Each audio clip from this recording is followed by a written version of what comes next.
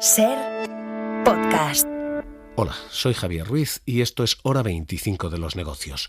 Hoy, inflación desbocada. Todavía más. Una barbaridad, la vida siempre ha subido, pero lo que ha subido en estos 2 últimos meses me parece que es una agresión al consumidor. No porque ahora estoy comprando bien. 10,8% han subido los precios en el último mes. Es la mayor subida desde el 84. Me rendía más. Ahora, por ejemplo, no. 50 euros ahora es como nada, es como un 20 euros y ya, chao. Para la comida se nota bastante. En el precio de la luz, y esta es la banda agua, sonora de la calle. Todo el mundo ahora mismo es más pobre. O sea, que sube la gasolina, sube el tren, al final son las gallinas que entran por las que salen. Es una subida como no veíamos en 38 años. Pero lo peor de todo es que es una subida que no es ya coyuntural, sino que ha permeado a todo el sistema económico. Los precios suben al 10,8%. Son 6 décimas más que el mes anterior, cuando subían al 10,2%. Sube la electricidad, sí, pero ahora suben también los alimentos. Es decir, las cuestiones energéticas ya no son solo un problema energético. Toda la cadena de fabricación ahora incorpora esa subida de precio. Así que sube la electricidad, sube la alimentación y no es suficiente la bajada de los carburantes que empezamos a ver, la bajada del petróleo, porque cuando la economía se para, el petróleo suele bajar y eso es exactamente lo que está pasando. Pero ni siquiera ese freno está siendo suficiente para compensar. Así que tenemos un nivel de precios como no teníamos en 38 años, una inflación subyacente al 6,1% y un problema que hoy admitía el propio presidente del gobierno. Esta mañana, como saben ustedes, hemos conocido un mal dato del IPC del mes de julio, del 10,8%, un dato que, si demuestra algo, es confirmar que la inflación es la principal preocupación ahora mismo de la economía global, la principal preocupación de los gobiernos europeos y también, lógicamente, la principal tarea que tiene por delante el gobierno de España. ¿Qué está pasando? Lo fundamental es que todo el problema de energía que comenzó y se disparó con la guerra de Ucrania, ha calado a todo el sistema productivo. Es decir, que lo que empieza siendo un problema de factura de la luz se acaba convirtiendo en un coste adicional para ordeñar las vacas, para después extraer la leche, para después embotellar la leche, después para transportarla por carretera y al final productos como la leche acaban subiendo un más del 20%. Lo mismo con el aceite, más del 44%. ¿Qué está ocurriendo? Está ocurriendo que el problema energético ha permeado. Pero además, esta es la segunda clave, además, muchas empresas están aprovechando para aumentar sus márgenes, para aumentar sus porcentajes de beneficio durante toda esta subida de precios. Solo así se explica lo que estamos viendo. Por ejemplo, hoy, ExxonMobil. From our platforms to our labs, la plataforma petrolera gana 17.900 millones de euros. 17.900 millones. Nunca había ganado tantísimo dinero. 17.900 millones en 3 meses, 4 veces más de lo que ganó el año pasado.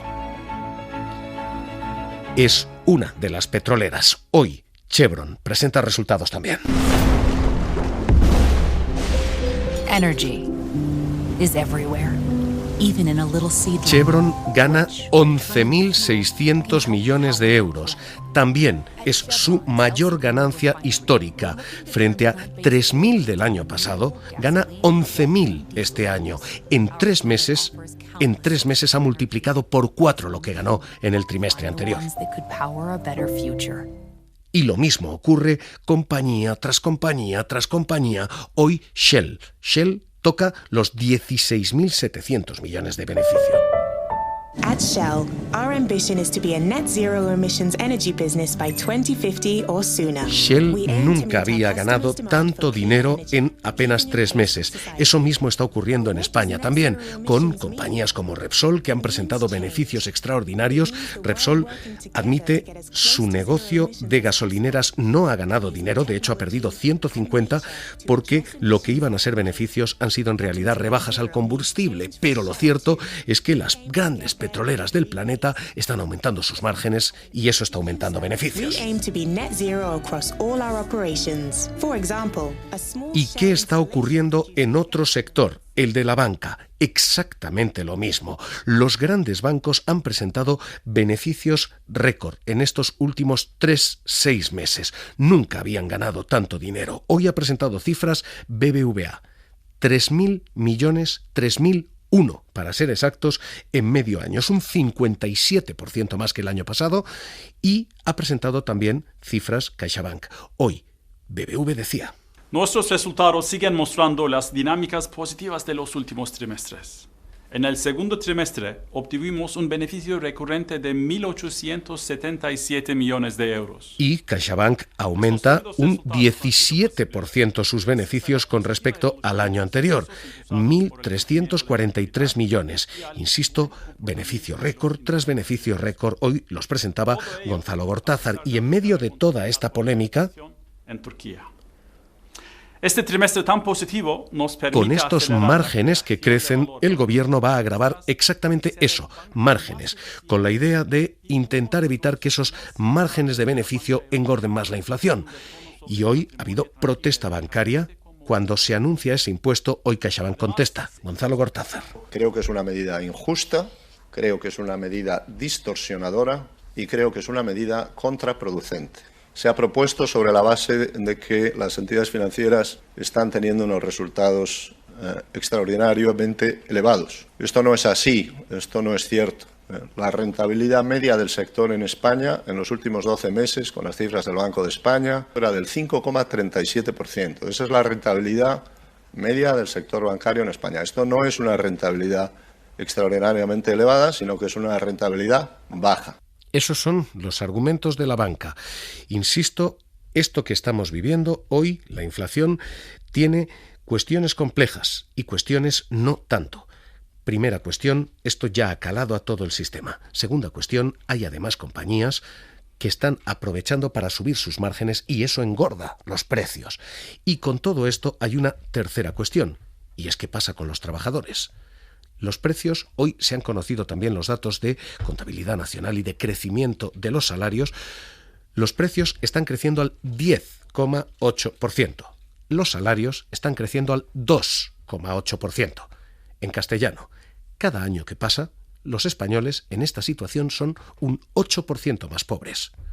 Los precios suben más que las nóminas.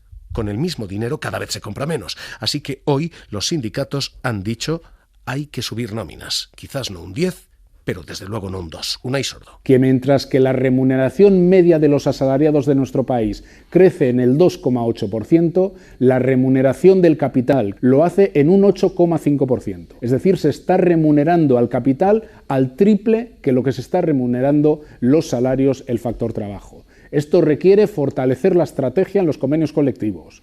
Reparto o conflicto, salario o conflicto. Salario o conflicto, dicen unos sindicatos que encaran lo que probablemente va a ser un otoño caliente, porque esta batalla, la batalla salarial, es la que llega después de haber vivido y de haber perdido esta otra guerra, la guerra de los precios.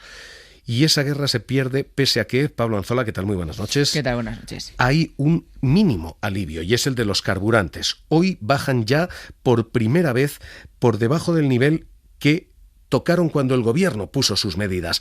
Los carburantes se han abaratado ligeramente de nuevo esta vez. Sí, el litro de gasolina cuesta de media esta semana en España 1,99 €. En el caso del diésel, esa cifra se sitúa en el €93. Son datos del Boletín Petrolero de la Unión Europea que indica que los combustibles caen un 3,5% y un 2% respecto a la semana anterior, y de esta forma se quedan así más baratos que a finales de marzo, justo antes de que se aplicase el descuento del gobierno de 20 céntimos por litro. Aplicada esa rebaja, los que vayan a repostar a la gasolinera hoy pagarán 6 céntimos menos que entonces por el litro de gasolina, 10 céntimos si hablamos de diésel. Esta es la situación de precios.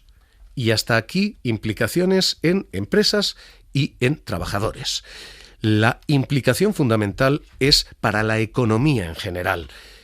Si los precios siguen subiendo así, ¿se puede parar la economía? ¿Puede ser todo tan caro que las familias dejen de consumir? ¿Puede ser todo tan caro que el turismo deje de venir? ¿Pueden ser los precios tan caros que la economía se pare? Esa es la gran interrogante para esta próxima temporada. de momento no está siendo así. Es sorprendente, pero la economía está aguantando. Es más, ha crecido más que el trimestre anterior. Está en el 6,3% de crecimiento interanual. Las familias siguen gastando y parece que aquel mensaje de Pepe Álvarez de que no nos quiten las vacaciones ha calado, porque las familias parecen seguir gastando de cara a las vacaciones. 1,1% aumenta el gasto de las familias que parecen haber escuchado esto. Dicen, un día sí y otro también, que vamos a entrar en una situación de crisis, que hay recesión, que la guerra, que después del verano vamos a saber qué es lo que pasa. Quieren hasta que no pasemos bien el verano, que se vayan a hacer puñetas, vamos a disfrutar del verano, porque es nuestro. Así que de momento la economía está aguantando y parece que de momento la situación no se para. Hoy el presidente Sánchez decía es un dato de crecimiento económico excelente. Hoy hemos conocido un extraordinario dato por parte del Instituto Nacional de Estadística sobre el crecimiento del PIB. Ha sido de un 1,1% en el segundo semestre de 2022. Si lo miramos en términos interanuales, ese crecimiento es de un 6,3%. La aceleración de la actividad registrada y esta en este es la visión de la COE, hasta la patronal celebraba hoy el dato. Y en especial del turismo. De hecho, ha sorprendido favorablemente. Así que ahora mismo esto es lo que tenemos. Con todas estas preguntas, José Ignacio Conde Ruiz, catedrático de Análisis Económico de la Fundación FEDEA. ¿Qué tal? Muy buenas noches. Hola, buenas noches. ¿Podemos tener ese problema? ¿La subida de precios es de tal calibre que nos puede frenar la recuperación económica? Bueno, digamos que ahí está el principal nubarrón que tenemos, como bien habéis explicado, ¿no? Yo creo que es el indicador que está peor. Es verdad que se sigue acelerando, estamos 10,8. Es verdad que cuando miras el mes de junio con respecto a julio ha caído 2 décimas, que es muy poco, y no ha compensado porque el mes de julio del año pasado cayó 8 décimas y por lo tanto ha seguido subiendo, ¿no? En lo que sería todo el año. Pero es verdad que nos ha mostrado ahí la subyacente, que está en el 6,1, y esto es lo que hace pensar los efectos de segunda ronda que estáis mencionando de salarios y de beneficios. Yo creo que si en agosto y septiembre no vemos que cae la inflación, que se debería ver, yo creo que se va a ver caer, yo creo que aquí sí que hay que tomarse esto mucho más en serio. Yo creo que los trabajadores lo están haciendo porque es más fácil controlar en la negociación colectiva los salarios, pero con los márgenes está esa incógnita, ¿no?, que habéis mencionado, y yo creo que el gobierno debería ser un observatorio de márgenes empresariales que en este país no existe. No sabemos exactamente. Yo creo que esta es una herramienta que sería muy útil, daría transparencia a la negociación colectiva, porque aquí se habla mucho de salarios, de beneficios, etcétera, pero realmente no hay un sitio donde estén realmente bien estimados los márgenes, en España al menos. Y yo creo que el gobierno haría bien en tomarse esto en serio, plantear un observatorio de márgenes a nivel lo más micro y sectorial que se pueda, porque efectivamente si lo que estuviera ocurriendo es que los salarios están subiendo un 2 y los beneficios y los márgenes están aumentando, pues esto no sería admisible. Pero hay una cuestión en esto, y es si perdemos competitividad o no, o si este es un problema para todos, si esto frena el consumo de aquí a puertas adentro, si esto frena la recuperación. Reyes Maroto diciendo que pese a que nos encarecemos mucho, el turismo internacional no deja de venir. De momento y con prudencia, los datos no se están viendo afectados por la inflación. Hay muchas ganas de viajar, no solo los nacionales, también los internacionales. Somos uno de los destinos más deseados del mundo. Se han hecho bien las cosas. ¿Podemos encarecernos tanto que podemos descarrilar la recuperación? A ver, lo que pasa es que para ganar competitividad lo que tienes que tener es una inflación por debajo de otros países europeos, ¿no? Y es verdad que como ellos también la tienen alta, bueno, mal de muchos, ¿no? Si quieres consuelo de tontos, ¿no? Esto es generalizado y aunque te va a sorprender, Javier, se está ganando competitividad. Y se piensa que se va a ganar en los próximos trimestres precisamente porque nosotros tenemos un modelo energético, y lo estamos viendo ahora, mucho más eficiente que, por ejemplo, los alemanes, ¿no? Que no están dependientes del gas, etcétera, y ahora hemos conseguido además desacoplar la subida del precio del gas del precio pool, ¿no?, de la energía, y por lo tanto, en principio, pues yo creo que se va a seguir ganando competitividad, al menos con los países en los que estamos en euros y tenemos una inflación que esté más o menos en su nivel, ¿no? Entonces, digamos que por ahí yo no estaría tan preocupado. Sí lo estaría, por ejemplo, si yo viera que se desacopla la inflación en España de la inflación en otros países. Pero hoy todavía, a ver, podemos tener unas décimas por encima, por abajo, pero por ahora no se está produciendo esto, y esto tendrá mucho que ver con los efectos de segunda ronda, no con la primera subida de inflación que todos los países están rozando ya por encima del 10, sino con qué va a pasar con salarios y qué va a pasar con beneficios en todos los países, y ahí es donde España no se puede quedar atrás. Tenemos que hacerlo similar, porque entonces sí que perderíamos competitividad. Ese es el riesgo, ¿no? Y yo cuando digo un poco también a los sindicatos, que entiendo que se quejan, porque es verdad que se está haciendo el poder adquisitivo, pero al final, Javier, yo creo que si tienes que subir los salarios similar a otros países, porque si no pierdes competitividad, y ojo, igual con los márgenes empresariales, que en muchos casos también son input productivos, ¿no? Las empresas producen para otras, y es ahí donde nos la estamos jugando toda. Hoy el presidente Sánchez ha dicho: habrá un compromiso de revalorización de pensiones y, por tanto, las pensiones van a quedar fuera de todo pacto de rentas. Esas pensiones suben sí o sí. Y ha dicho algo más. Ha dicho: las medidas que ha adoptado el Gobierno han permitido que esa inflación no se haya desbocado todavía más. España, como saben, es el tercer país de la Unión Europea que más recursos está destinando para proteger las rentas de nuestros conciudadanos. Medidas que, de no existir, no harían que el IPC estuviera en el 10%, sino que estuviera en el 15%. ¿Ese dato es creíble? A ver, el dato que ha dado de que si hubiera sido un 15%, eso no lo ha estimado nadie, no lo ha estimado el INE. Por lo tanto, yo en economía se llama el contrafactual. Yo aquí, pues sinceramente, si no veo cómo lo han calculado, yo entiendo que el Gobierno ha podido estimar el impacto de alguna medida. A mí me parecen quizás demasiado por los efectos directos que pueda ser bajada de impuestos, etcétera, ¿no? Pero en cualquier caso, esa estimación, que es un contrafactual, que el presidente ha dicho, la verdad que si no nos enseña el estudio donde lo ha sacado. Pues José Ignacio Conde Ruiz, catedrático de Análisis Económico, CDA, gracias por estar esta noche aquí en Hora 25 de los Negocios. Un abrazo. Un abrazo, buenas noches. Y mientras tanto, este sigue siendo, insisto, el sonido en la calle. La gasolina es una locura. Es que vamos a llegar a un nivel que vamos a tener que ir en bus y en metro todo el rato, nada de coches. Lo ha notado todo el mundo eso. Todo el mundo no, yo. Todo el mundo se quita. 10,8% suben los precios, niveles de 1984, la máxima subida de precios en 38 años. Con comida bastante más cara, que hemos tenido que bajar 25 de los negocios, seguimos.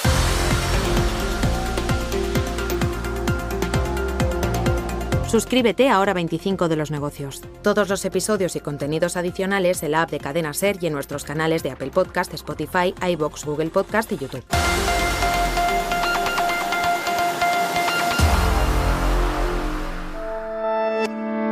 Cadena SER. La radio.